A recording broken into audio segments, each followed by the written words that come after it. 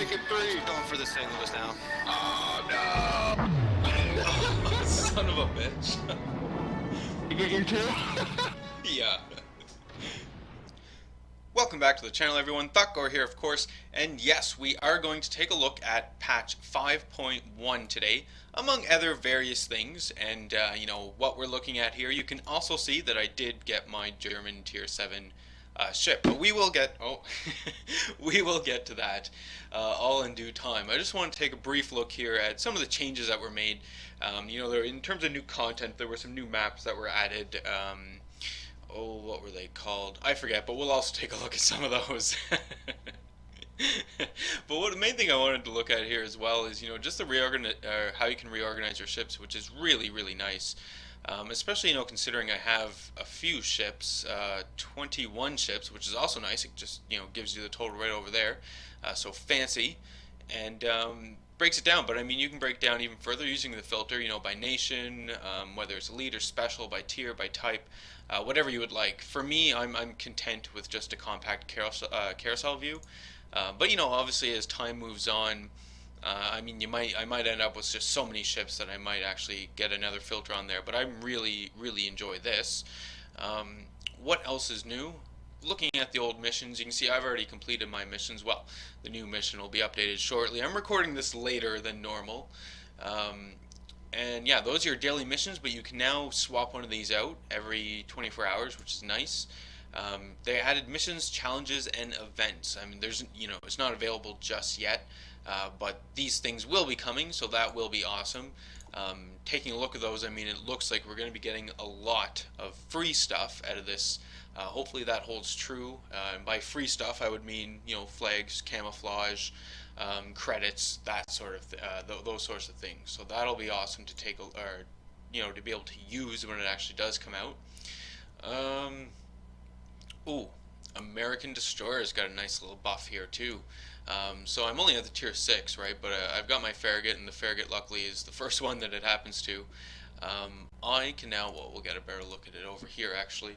If you recall, before this update that happened today, 5.1, on the Farragut, when you got your upgraded torpedoes, they would go faster, do a little more damage, but were shorter range. So not a whole lot of not many people used it. And I didn't use it myself. I refused to upgrade. But now, you know, that 5.1 is here. They gave the American destroyers a buff starting at tier 6, I believe. And so now my upgrade will go 6.4 kilometers, and it'll go a little faster and do the same amount of damage as before. Yeah, you can see the old ones here. So that is nice. That's going to make the American destroyers a little more interesting to play. And in fact, I heard, we'll check it out right now, that I'm just going to check the Fletcher, that the American higher tier destroyers will get really, really long range kilometer torpedoes. Yeah, look at that, 10.5 kilometers on the Fletcher. So that's the most upgraded torpedoes Fletcher will have. And 16.5 kilometers on the Gearing. That is crazy. I think the Gearing might have always had this long-range torpedo ability. Not 100% sure on that, but anyway, that is going to be a really nice improvement to the American destroyers, and for me anyway, make them a lot more playable. I won't have to focus so much on gunplay, and I'll be able to use the torpedoes a little more, which is what I'm more used to here with my Japanese, you know, using mostly Japanese ships. Yes, so what else do we have going on? Did get the Yorck, like I said, we're going to take a look at that here in a moment. I did also get the Thotgor, so that was nice as well. I haven't actually taken it out. What I plan on doing is getting a maiden voyage video together here for the Thotgor. I might get a maiden voyage video for the Yorck, I don't know. Well, actually, we're going to take a look at the Yorck here too. Now, just before, I guess, just to go on another tangent, before we do look at the Yorck, is this will be my last video until probably Tuesday. That's going to be, Tuesday is November, tomorrow's the 6th, 7th, 8th, 9th, Tuesday, November 10th? Maybe it's the 10th, I'm not sure. But anyway, Tuesday I'll be back. I'm just going, doing a bit of traveling here, so not sure if I'm going to bring the computer with me or not, so I'm just going to say that, you know, don't expect videos during those times. Only a few days anyway. Anyway, let's take a look at the Yorck. So, I have some pretty major concerns with this ship. I was looking forward to it as well, and I haven't actually taken it out yet. So I'm looking forward to that as well. Now, before we go too far, I'll just, as a disclaimer, tell you that, obviously I have read a lot about the new ships that have come out in terms of the German line and the Russian lines. I know what to expect already. But I'm holding, ultimate reserve and ultimate judgment on those ships and on those preconceptions I have about those ships until I actually play them for myself and see how it works, right? Because I have read a lot about this ship in particular about, how it is arguably one of the worst ships in the game, is what a lot of people are saying. Um, I don't have that opinion. My opinion is that I don't have an opinion. We're going to take a look at the numbers here over on the side momentarily, but I just wanted to mention that before we go any further so that you're not watching this going, Thotgor, you're an idiot, don't have these expectations about this ship. I just wanted to explain where I was coming from on that. So, survivability. 27,200 hit points. Now, I'm going to be using the Miyoko to compare this ship to, because the Miyoko is, in my opinion, like the best tier 7 cruiser you can get right now in the game. This is what we're going to compare it to. Actually, no, that's too biased. We're going to compare it to the Pensacola. Yeah, because we're going to compare it to the Pensacola. So looking at survivability, 27,200 hit points. Pensacola immediately has more at 32,000.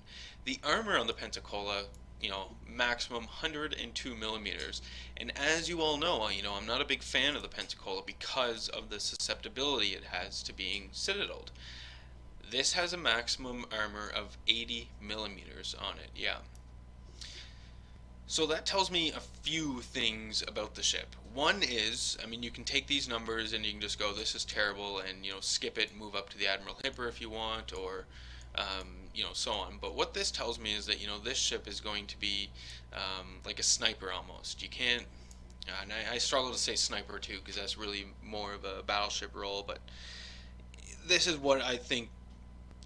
This ship is going to play like the Nuremberg and the Konigsberg, in that you play at range. You don't play right up close to in the enemy's face. You're not going to survive that. So that's what that tells me. Main battery. So we get 210 millimeters. That's your 8-inch cannon. So that's not too bad at all. Let me see. 46. Yeah, 46 second turn traverse. And AP shell damage 5,500. So maximum. That's all right. It's decent. We'll take a look at the Pensacola. At their main batteries here, so 4,600 and 4,600. Yeah, so you get better maximum shell penetration on this, or maximum shell damage on this. So that is nice. And it tells me, it's going to hit hard. It's similar to a Tirpitz, right? A Tirpitz hits really hard, even though it has smaller range guns. Secondary armament, we've got four double 88s. That's these guys right here, sitting right there, so that's not too bad. Tier 7, what can you really expect for secondary armament? Where this thing is really going to excel at in close range will be with the torpedoes, right? You get 4 launchers of triple tubes, 2 on each side, 6-kilometer range, not too shabby at all. Bit of coffee. And the Pensacola doesn't get any torpedoes, so there's nothing to compare there. Now, AA defense. We're at 30 on the Yorck here. It has some various guns, obviously. 6 40 millimeters, 20 millimeters, 20 millimeters. You can see them around. I'm not actually going to zoom in on them. But anyway, 30 AA defense. Let's just take a look at the Pensacola. The Pensacola we know is going to have more, because that's really at 46. This thing is pretty good at shooting down planes. It's not too shabby at all, in fact. Maneuverability, so 59. This will go 32 knots. It's a respectable speed. There's nothing wrong with that. Rudder shift time 11.3. Let's go to the old Pensacola, see what she's got going on.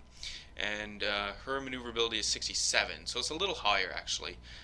Rudder shift time is 7 seconds, so this will have a nice response time, whereas the Yorck will be a little more sluggish. It's to be expected. I found the Nuremberg fairly sluggish as well, but I think it'll be alright. And 13.9 kilometer surface detectability, and let's just check the Pensacola for shits and giggles. 15.7, yeah. So you get better concealment on the Yorck. Not too bad. But all in all, I mean, I'm happy I got the ship, right? It wasn't something I wanted to skip through. I think it's going to be a pretty steep learning curve on the old Yorck here. Yeah. But one I'm optimistically go into, I suppose, is a nice way to put it. Again, I reserve all judgment for the ship until I've actually played it. Um, Judging on how much I enjoy playing the Pensacola, I'm going to hazard a guess and say that I probably won't enjoy this cruiser as much as I may have wanted to. But that's, just hearsay and speculation, I suppose. It could be really different. One thing I did want to check actually here before we go too far, 15.7 kilometer main battery range. That's not too bad. It's over 15 kilometers, which is good. We'll take a look at some modules on it. A little bit of coffee here, and as you can see, I haven't actually purchased any for it because I'm poor. I literally just bought this today. Played ships all day, in fact, to make sure that when I put up my video today, granted it's a little later than normal, but when I put up the video today, I'd have the Yorck to show for it. So yeah, your hull upgrade, 5,400. So you get up to 32,600. Yeah, that would make a lot more sense, wouldn't it? When I was saying 27,000, yeah, that sure would. More importantly, though, let's see what our maximum range, 17.3 kilometer maximum firing range. That actually, having the fire range of 17.3 kilometers in a cruiser is actually something that is really, really amazing. Because before this, it was the Miyoko that had the highest furthest firing range, I should say, sorry. At 17.3 kilometers, yeah. I'm going to play this ship like I would play my Nuremberg. I'm going to play it at a distance. I'm just going to rain shells down on people. We've got a reload time of... Yes, let's see. Show me things. Damn it. Alright, we'll have to show it over here. 5 rounds a minute. That's not too bad. That's not too bad. What's that, a 12-second reload? 60 divided by 5, right? 12 seconds. Yeah, so that's definitely manageable. It's less than the Miyoko. Miyoko has a higher rate of fire than that. Or sorry, a lower rate of fire than that. So that's nice. Yeah, actually, seeing the firing range at 17.5 really just changed my whole perspective on this ship. In fact, I think this is going to be not a bad cruiser at all. Not a bad cruiser at all. Now, I did play some battles earlier today. Like I said, I was playing ships all day. So what I'm going to do at this point is, well, I did a little review here of the patch in terms of what's new aesthetically for us. Quality of life improvements, I guess, is the term that has been coined for this. And I really, really do like it. This whole patch was not so much about content. It was about making things look better, just making it easier to use, easier to interact with, an easier interface, which is nice as well. Gives you more information. If you noticed, when your battle gets to 5 minutes now, since 5.1, it'll give you a 5-minute warning in the battle that the battle is about to end, which is really nice. Do enjoy that. What else? There was actually one more thing I wanted to talk about before, because we are going to look at some battles that I had today. I do want to show some of those things off within here. New things in the patch, like the line riding. That was interesting to see. The new maps. There were 2 new maps I played on today, so we're going to show those. Trying to stall for time while I try to think of what it was I wanted to mention. I think it's gone. So, with that, with that said, we're actually going to jump into some battles here that I had earlier today. So we'll take a look at some of those, some of the new features. I'm not going to be showing the Yorck out in battle today. I'm going to save it. My plan is, much like the Kagero doing a whole video here on the maiden voyage of the Kagero, I think I'm going to do that for the Yorck as well. And the plan for those videos as well is that I'm going to do the first video, the maiden voyage, first sail on the ship. So that's going to be done live in both of these vessels, and then we might take a look at some pre-recorded things is how I want to run it. So look forward to those. Those will be happening next week. For today, though, we're going to just jump into some battles that I had earlier today, showing off some of the new stuff in the game. Alright, so we're on Twin Brothers, right? Playing it out here in the old mine Kazam, grouped up with Toad King. But take a look at the minimap and notice, yeah, take a look around. Like, notice the islands on Twin Brothers. On the west side, they repositioned the islands, and in fact, they broke up some of them. You can see the majority of the islands on the west side now are actually to the extreme west, right? They're really over there, and it kind of opens this side up and makes it play differently, and it was really surprising. I noticed this right away. What I didn't notice until Toad King pointed out was, again, look at the minimap and look at the placement of the islands on the east side. Some of those islands have changed. Some of them are a little smaller. Some of them are a little more, a little spread out more. It's just, in a different spot. It was just strange to see. I know that this was in the notes, but it wasn't something that I paid particular attention to because I was more concerned about the new maps that were coming into the game, right?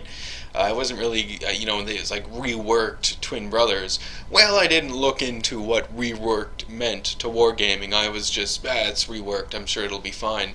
But it was really nice. I do enjoy this change to Twin Brothers. I think it's refreshing, and I think it's so refreshing to see on Twin Brothers because I play Twin Brothers a lot. I don't know about you guys, but especially over these past few weeks here, where I've been just grinding credits nonstop for various things. Like, right, it started with the Garrow, and now I finally got the Yorck. The next thing I need to get is I need 4 million for the hull upgrade on the Ibuki. And then I need, then I'll get the Tier 5 Russian Destroyer. So I still have a bit of money grinding to go, and because of that, I'm always playing my money makers, which is usually around the Tier 5 to 7 range. And so as a result, I end up playing this map all the time, literally all the time. But it was. I think that these changes are nice. It just changes the play style on the map.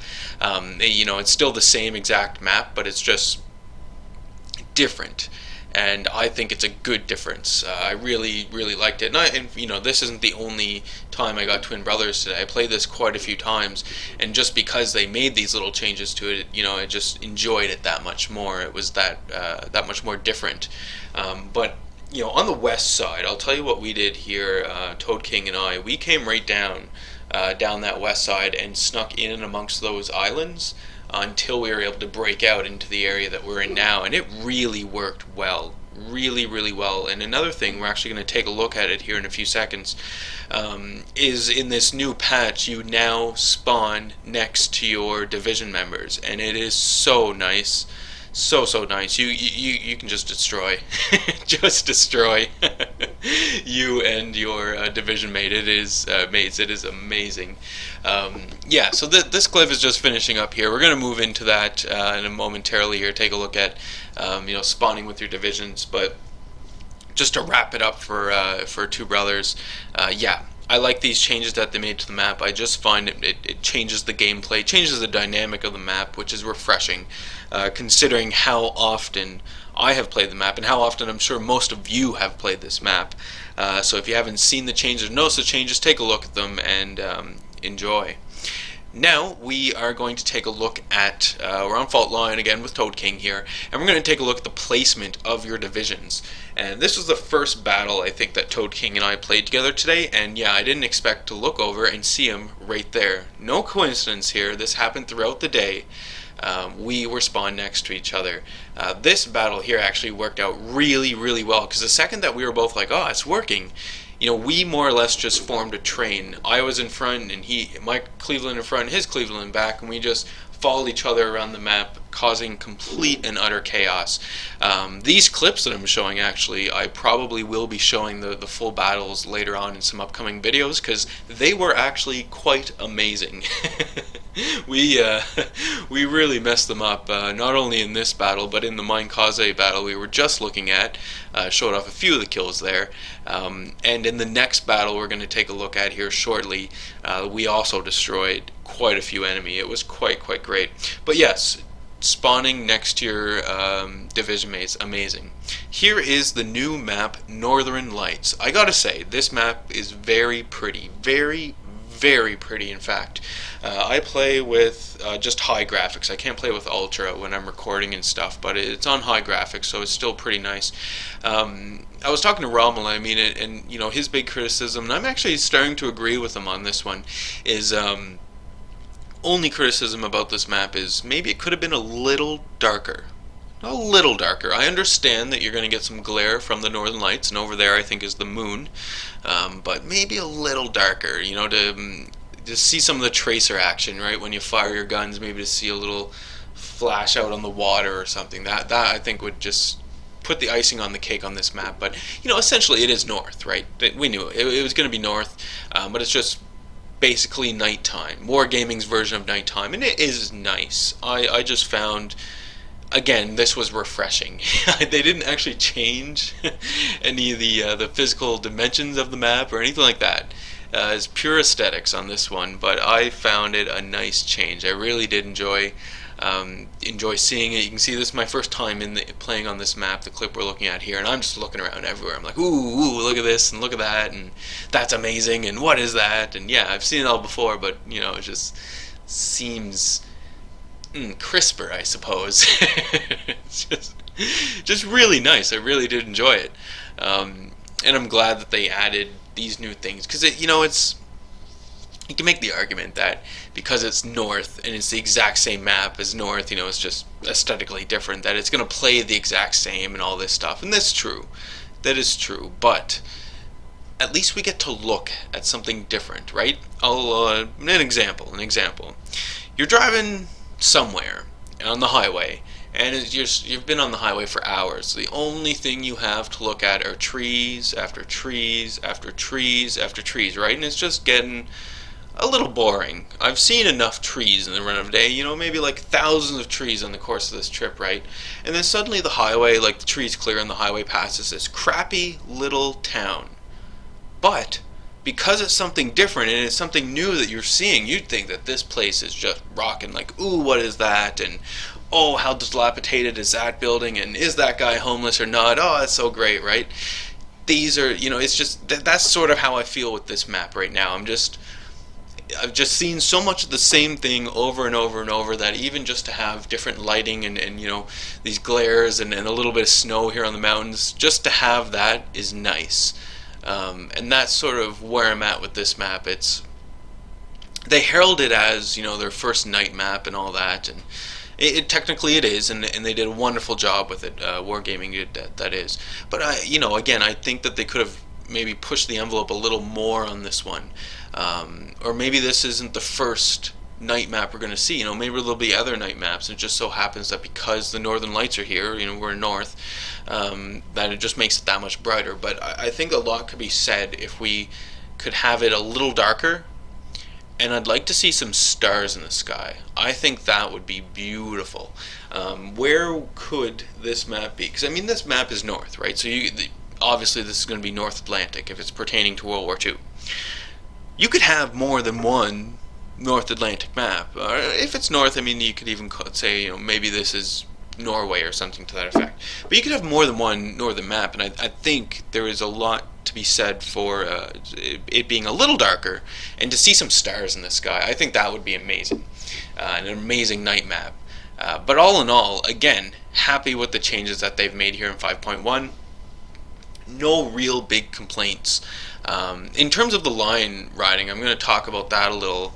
I have seen some ships riding the lines. I don't know whether or not they were testing it out or if they were, you know, just being window lickers that they are. I have no idea.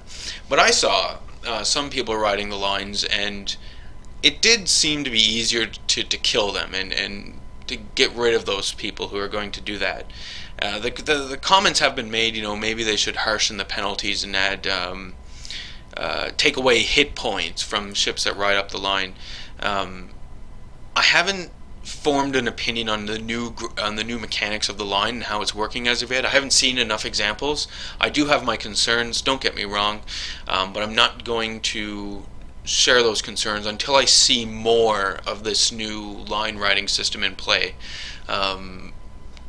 Before we're actually going to talk about that in too much depth. But it is actually very nice to see that Wargaming is addressing those issues that we have in the game, right? That's really nice to see. And it's also, it came fairly quickly. Yeah, I know, controversial, but yeah. Anyway, next clip. So this is another new map. This is Land of Fire. This map is also really cool. I thought this map just looked really, really awesome. Land of Fire, though, I was expecting to see maybe fire on the islands, fire on the mountain, if you will. Any deadheads out there? Yeah. You know, and I don't think it would have been too much. See the mountain there off to the port side. What if that was a volcano? And what if it was spewing like black smoke out of it or something, just to give it that more fiery appeal? But all in all, like the map. You'll notice the cap points. Look at them. Notice how it goes from A to C, and as it moves down to C, it gets smaller. The cap radius gets smaller and smaller. Yeah, that is really cool. And what's happening here is it's making for really intense battles. Like if you want to take the C point, you are going to have to get in there and duke it out with any other enemies that might be in that point. My experience on this map so far has been C is where the destroyers are going to end up going, and they fight it out down there. B is more mid-range type thing. You can see it's a little bigger, so you know cruisers, destroyers will do well in here as well. And then A is where longer range engagements are going to become more important, so you can see how battleships would prefer to fight up there. In terms of teams and strategy on this map, I'm not really going to talk about that at this point in time. We're too in depth at this point in time, because a lot of people in the game haven't actually figured out how to play this map just yet with the team and as a team. And I'm included in that group. I'm not saying that I know how to do that. No, I don't. This is the first day of playing this map, right? We're all still learning. So the strategy of taking like BC, for example, and leaving A, I don't know exactly if that's going to be still viable. Well, not viable, I shouldn't say viable. It's still going to be a sound strategy on this map, given that we've got these smaller cap circles, right? That you got to think about that. That is a new strategic twist to the game, and you can see as well the cover on the map, right? Out at A, your cover is more further out. At B, your cover starts moving in, and at C, the cover is, right there. And by cover, I mean these islands that we're looking at. Quite a nice map, and I love. Maybe this wasn't my first time on this map, I don't believe, because just behind me, I wish I would have looked at it, but just behind me, the sun in this map is very nice. There's the whole mountain range thing, so when you get on this map yourself, be sure to just take a whole 360 look around. It is very, very nice, very pretty. Like I say, the volcano I think would be a nice addition to this map, and I also think there is going to be, this would be a perfect map for a little rougher weather. In fact, as part of Aslan's mod pack, I believe you can get the rough wave mod. Now, whether or not that pack has been updated to include 5.1, I have no idea as of yet, but definitely, we'll all keep an eye out for it. Bit of coffee. So that is the patch. That's what they had going on in 5.1. All in all, I think this is a great patch. Well, not necessarily long overdue, but definitely needed to come. Like I say, there's not a whole lot of new content. We did just get a bunch of ships recently, so you shouldn't be complaining about not having new ships. If you didn't buy your way through, then you would have a lot more to work on, right? So good patch. Really enjoyed this one. Not only do we get the just quality of life improvements, as it's called, in our port, the way we can condense our ships, and these new missions and daily missions and challenges that are going to be coming up, but we also have these new maps. I think there might be another new map at a lower tier that I didn't play, but really well done on these maps, I'd say, and just some nice tweaking to some of the existing maps as well. That was really something that I look forward to seeing. I was very happy that I got to play the new update before actually I leave town for a few days, so nice surprise for me. So just while the video is finishing up here, just to recap, I'm not I'm going to be gone essentially until November 10th. Is when you can expect the next video. So that's a Tuesday, so look forward on Tuesday to see a new video. We're going to do some maiden voyages, I think. You know, the new patch came out, great patch, and, you know, hit the old like button if you liked today's video. If you have any comments, be sure to leave those down there as well. Always love reading those. If you're not a subscriber, be sure to subscribe as well. And as always, folks, I do hope you enjoy the rest of your day.